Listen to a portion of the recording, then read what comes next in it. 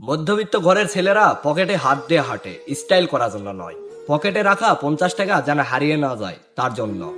মধ্যবিত্ত পরিবারের ছেলেরা শুধু চাকরি করতে নয়, স্বপ্ন দেখতে গেলেও যোগ্যতা লাগে। পরীক্ষা তো সবসময় মধ্যবিত্ত ছেলেদের ঘটে, স্বপ্নগুলো পর্যন্ত মরীচিকা হয়ে ওঠে। মধ্যবিত্ত ছেলে মেয়েদের হাজারো স্বপ্ন টাকার বিনিময়ে হেরে যায়। স্বপ্ন দেখার নাকি সীমা হয় না, কই আমার সাথে তো তেমন হয় না।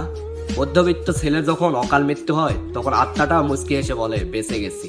ইচ্ছেগুলো পূরণ হয় না দেখেও আমি মন খারাপ করি না, কারণ আমি মধ্যবিত্ত। মধ্যবিত্ত বলে স্বপ্ন দেখার আগেও স্বপ্ন ভেঙে যাবে বলে ভয় পাই। মধ্যবিত্ত পরিবারের ছেলেগুলোর পকেট ভরা টাকা না থাকলেও বুক ভরা স্বপ্ন আছে। ইচ্ছেকে খুন করে জীবনকে প্রাধান্য দেওয়ার নামই মধ্যবিত্ত। আমি মধ্যবিত্ত, তাই কাউকে ভালোবেসে স্বপ্ন দেখতেও ভয় লাগে। মধ্যবিত্ত মানে স্বাদ আছে কিন্তু সাধ্য নেই। পায়ে হেঁটে 10 টাকা বাঁচিয়ে রাখাকেই বলে মধ্যবিত্ত। মধ্যবিত্তের স্বপ্ন পূরণ করাটাই আরেক স্বপ্ন। এক কথায় মধ্যবিত্ত হয়ে বড় স্বপ্ন দেখতে নাই।